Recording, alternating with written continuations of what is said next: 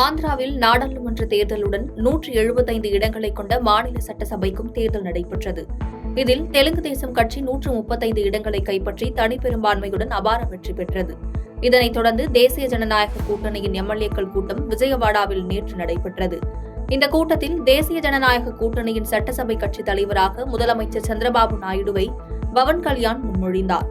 அதனைத் தொடர்ந்து அனைத்து எம்எல்ஏக்களும் இதை ஏற்றுக்கொண்டதால் சட்டசபை கட்சித் தலைவராக சந்திரபாபு நாயுடு ஒருமனதாக தேர்வு செய்யப்பட்டார். அதன்படி ஆந்திர முதலமைச்சராக சந்திரபாபு நாயுடு இன்று முதலமைச்சராக பதவியேற்றுக் கொண்டார். அவருடன் 24 அமைச்சர்கள் பதவியேற்றுக் கொண்டனர். அவர்களுக்கு ஆளுநர் நசீர் அகமது பதவி பிரமாணம் செய்து வைத்தார். பதவியேற்றுக் கொண்ட சந்திரபாபு நாயுடுக்கு பிரதமர் மோடி வாழ்த்து தெரிவித்தார். ஒடிசா மாநிலத்தில் நடந்து முடிந்த நாடாளுமன்ற தேர்தலுடன் ஒடிசா சட்டசபைக்கும் தேர்தல் நடைபெற்றது. இந்த தேர்தலில் பாஜக அமோக வெற்றி பெற்று தனிப்பெரும்பான்மையுடன் ஆட்சி அமைப்பதற்கான வாய்ப்பை பெற்றது. இந்த நிலையில் ஒடிசா தலைநகர் புவனேஸ்வரில் பாஜக எம்எல்ஏக்களின் கூட்டம் நடைபெற்றது. மாநிலத்தின் புதிய முதலமைச்சரை தேர்வு செய்வதற்கான மத்திய பார்வையாளர்களாக ராஜ்நாத் சிங், பூபேந்தர் யாதவ் ஆகியோரின் முன்னிலையில் கூட்டம் நடைபெற்றது. இந்த கூட்டத்தில் ஒடிசாவின் புதிய முதலமைச்சராக மோகன் சரண் மாஜி ஒருமனதாக தேர்வு செய்யப்பட்டார். இந்நிலையில் ஒடிசாவின் முதலமைச்சராக மோகன் சரண் மாஜி பதவியேற்கும் விழா இன்று புவனேஸ்வரில் ஜனதா மைதானத்தில் நடைபெறும் என்று அறிவிக்கப்பட்டுள்ளது. நாடாளுமன்ற தேர்தலில் பாஜக தலைமையிலான தேசிய ஜனநாயக கூட்டணி வெற்றி பெற்றுள்ளது. இதன் மூலம் தொடர்ந்து 3வது முறையாக மோடி கடந்த 11ஆம் தேதி பிரதமராக பதவியேற்றார். அவருடன் 71 பேரும் மத்திய அமைச்சர்களாக பதவியேற்றுக் கொண்டனர்.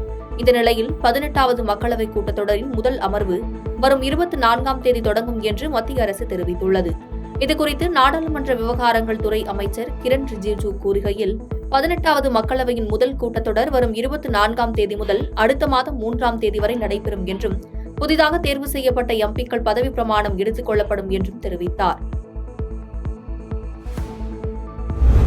தமிழகத்தில் 4 மாவட்டங்களில் அடுத்தடுத்த 3 மணி நேரத்திற்கு லேசானது முதல் மிதமான மழை பெய்ய வாய்ப்புள்ளது என்று சென்னை வானிலை ஆய்வு மையம் தெரிவித்துள்ளது. அதன்படி கன்னியாகுமரி, நெல்லை, தென்காசி மற்றும் விருதுநகர் ஆகிய 4 மாவட்டங்களில் காலை 10 மணி வரை லேசான இடிமின்னலுடன் கூடிய லேசானது முதல் மிதமான மழை பெய்யும் என்று தெரிவிக்கப்பட்டுள்ளது. பராமரிப்பு பணி காரணமாக சென்னை சென்ட்ரல் அரக்கோணம் இடையிலான மின்சார ரயில் சேவையில் மாற்றம் செய்யப்பட்டுள்ளது. இதுகுறித்து தெற்கு ரயில்வே வெளியிட்டுள்ள செய்திக்குறிப்பில், பராமரிப்பு பணி காரணமாக சென்னை சென்ட்ரல் அரக்கோணம் இடையிலான மின்சார ரயில் சேவையில் மாற்றம் செய்யப்பட்டுள்ளது. அதன்படி சென்னை மூர் மார்க்கெட்டில் இருந்து இரவு 12:15 மணிக்கு புறப்பட்டு ஆவடி செல்லும் மின்சார ரயில் வில்லிவாக்கத்தில் இருந்து விரைவு பாதை வழியாக இயக்கப்படும் என்றும், இந்த ரயில் இன்று முதல் வரும் 23ஆம் தேதி வரை கொரட்டூர், பட்டரவாக்கம், திருமுல்லைவாயல், அண்ணனூர் ரயில் நிலையங்களில் நிற்காது என்றும் கூறப்பட்டுள்ளது. பாதகம் செய்பவரை கண்டால் நாம் பயங்கொள்ளலாகாது பாப்பா, மோதி மிதித்து விடு பாப்பா, அவர் முகத்தில் உமிழ்ந்து விடு பாப்பா. அண்மை செய்திகளை உடனுக்குடன் தெரிந்து கொள்ள இணைந்திருங்கள் இயம்நாடு